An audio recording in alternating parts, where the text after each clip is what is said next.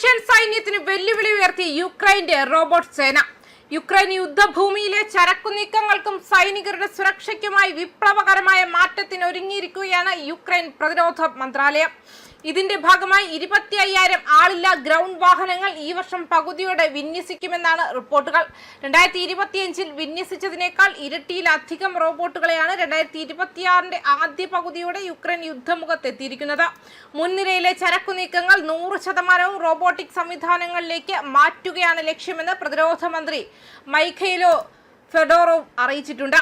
അപകടകരമായ സാഹചര്യങ്ങളിൽ സൈനികർക്ക് പകരം റോബോട്ടുകൾ ഉപയോഗിക്കുന്നത് നിരവധി ജീവനുകൾ രക്ഷിക്കാൻ സാധിക്കുമെന്ന് പ്രസിഡന്റ് വ്ളാഡിമിർ സെലൻസ്കി വ്യക്തമാക്കി.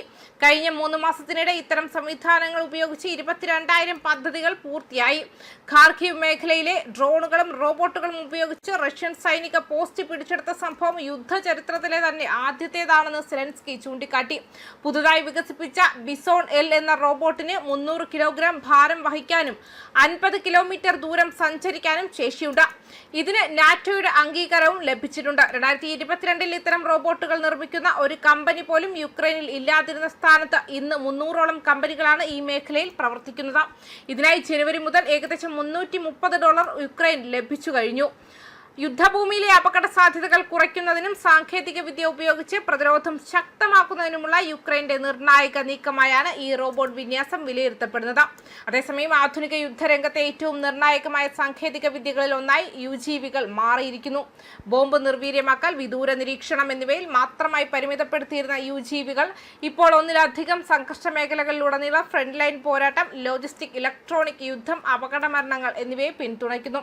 2025 അവസാനത്തോടെ UGVകൾ ഉപയോഗിക്കുന്ന യൂണിറ്റുകളുടെ എണ്ണം 67-ൽ നിന്നും 2026-ലെ വസന്തകാലത്തോടെ 167ആയി വർദ്ധിച്ചതായി യുക്രൈനിയൻ മാധ്യമങ്ങൾ റിപ്പോർട്ട് ചെയ്തു.